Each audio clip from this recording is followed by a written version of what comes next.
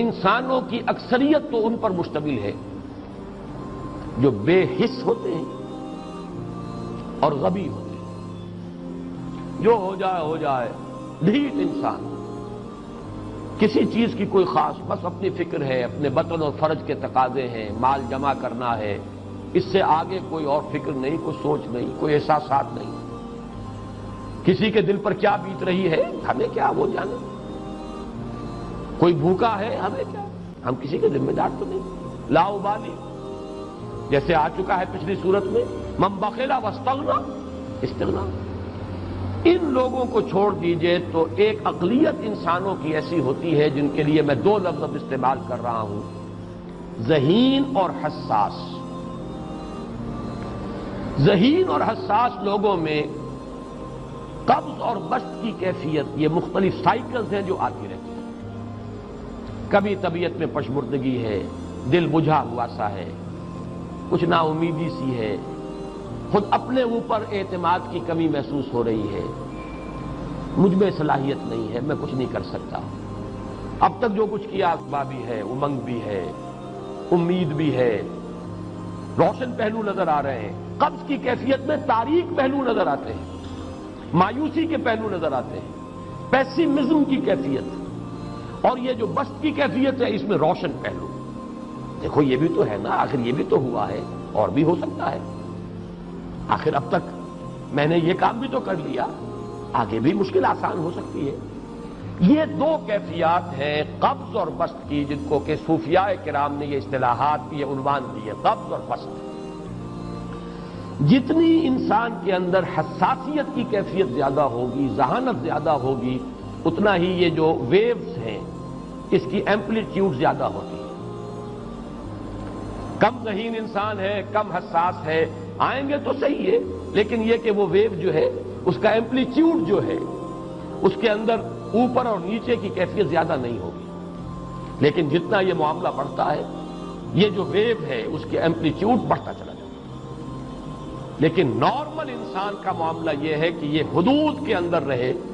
اسی کی ایک کیفیت جو ہے ایب نارمل جب ہو جاتا ہے، یہی ہے جو جدید ہماری جو سائیکولوجیکل میڈیسن ہے اس میں اسے مینیکس ڈپریسو سائیکوسس کہا جاتا ہے. مایوسی ہوئی تو اتنی ہوئی کہ جیسے کمر ٹوٹ کر رہ گئی. اور اسی ڈپریشن میں ہوتی ہیں خودکشیاں، خودکشی کر جاتا ہے ڈپریشن. کچھ روشن پہلو نظر ہی نہیں آ رہا. اور جب کیفیت ہوتی ہے انشراح کی تو آدمی خوب بھاگ رہا ہے، دوڑ رہا ہے، امنگ ہے، محنت ہے، دوڑ رہا ہے، امیدیں ہیں. اب ہر چیز کا روشن پہلو نظر آ رہا ہے. عجیب ہے یہ. اصل میں مجھے کچھ تجربہ بھی ہوا ہے، ہمارے خاندان میں بھی یہ مرض موجود رہا. میرے والد مرحوم کافی طویل عرصے اس مینیک ڈپریسو سائیکوسس کے مریض رہے. کچھ ہوتا ہے یہ معاملہ. ویسے بھی شاید ہمارا خاندان جو ہے اس کیٹیگری میں آتا ہے جس میں ذہانت نسبتاً کچھ زیادہ ہے، حساسیت بھی نسبتاً کچھ زیادہ ہے. یہ دوسری بات ہے کہ کوئی شخص جو ہے یہ فلسفے کے طور پر اختیار کر لے کہ اپنے آپ کو ڈھیٹ بنا لینا ہے، یہ فلسفہ بھی بن سکتا ہے. لیکن یہ ہے کہ اگر آدمی چھوڑ دے اپنی طبیعت کو تو یہ دونوں کیفیات آتی ہیں. انہی کیفیات میں اگر یہ جو اپورڈ اینڈ ڈاؤنورڈ موومنٹ ہے یہ ایک حد سے نکل جائے تو یہ بیماری ہے مینیک سائیکوسس، مینیک ڈپریسو سائیکوسس. اس میں جب آدمی ہوتا ہے وہ اپر کیفیت میں تو اس کے اندر بڑی عظیمت ہے، روشنی ہے، امید ہے، لوگوں سے گفتگو کر رہا ہے، حق بول رہا ہے، خوب جو ہے محفل کے اندر. اب وہ محفل میں اسے دلچسپی محسوس ہو رہی ہے اور اسے ہر چیز کا روشن پہلو نظر آ رہا ہے، خود اپنے وجود کا بھی روشن پہلو، دوسروں کے وجود کا بھی. دوسروں کی بات میں سے بھی وہ اچھا پہلو تلاش کریں گے، وہ برا پہلو تلاش نہیں کریں گے. جب دوسری کیفیت ہے ڈپریشن کی، ہر ایک کی بات میں کوئی برائی نظر آئے گی، کوئی اس کی نیت کا فطور ہے، کوئی فساد ہے، کوئی یہ جو ہے بدنیتی کے ساتھ یہ بات کر رہا ہے، کوئی خیر کہیں ہے ہی نہیں، برائی ہی برائی ہے، مایوسی ہی مایوسی ہے، بدلی ہی بدلی. یہ ہے در حقیقت وہ کیفیت. اس کو غالب نے بہترین انداز میں تعبیر کیا ہے. ذہین اور حساس انسانوں میں ان کی جو ترقی ہے وہ انہی مراحل سے ہو کر گزرتی ہے.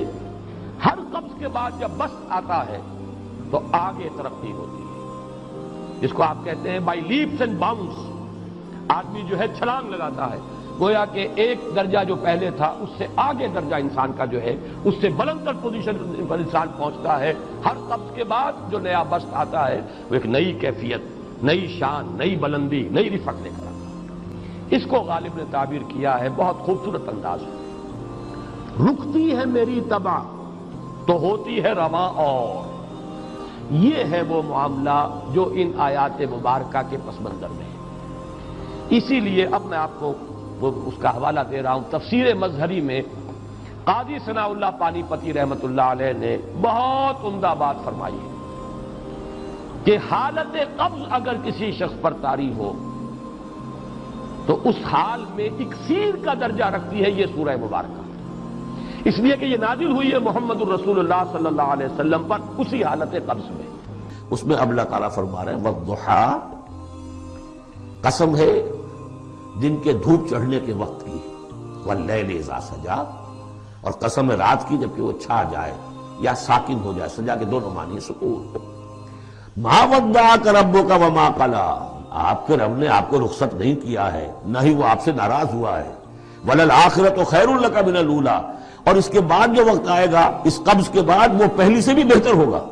وَلَسَوْفَ يُعْطِيكَ رَبُّكَ فَتَرْضَىٰ، ان قریب آپ کا رب آپ کو اتنا کچھ دے گا، اتنا کچھ دے گا، آپ کی محنتوں کے وہ نتائج سامنے آئیں گے کہ آپ راضی ہو جائیں گے۔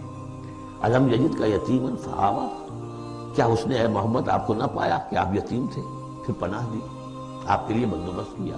ووجدک ضالا فہدیٰ، اور پھر جب آپ شعور کی پختگی کو پہنچے اور غور و فکر کا مرحلہ آیا، حقائق میں انسان کو سوچ بچار کا مرحلہ آیا اور آپ کو دیکھا کہ آپ تلاش حقیقت میں سرگرداں ہیں تو ہدایت دی۔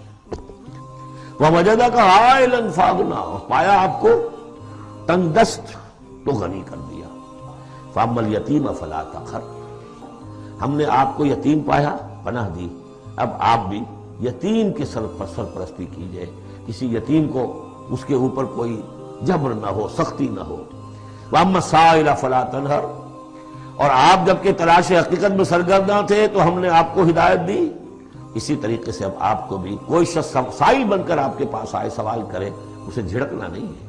وَأَمَّا بِنِعْمَةِ رَبِّكَ فَحَدِّثْ، اور جو ہدایت تمہیں دی ہے ہم نے اب اسے عام کرو، یہ نعمت ہے، آپ کے رب کا انعام ہے، یہ ہدایت جو آپ کو عطا ہوئی ہے اس کو بیان کرو۔ اس کے بیان کرنے میں یہ بھی ہے کہ اللہ کے انعامات کا چرچا انسان کرے اس کا شکر ادا کرنے کے لیے، اور یہ بھی ہے کہ اس کو پھیلائے اور عام کرے، دوسروں تک پہنچائے، ورنہ وہ بخل ہو جائے گا کہ وہ دولت جو ہے ہدایت کی اس کو آدمی صرف اپنی ذات تک محدود رکھے اور اس کا جو خیر ہے وہ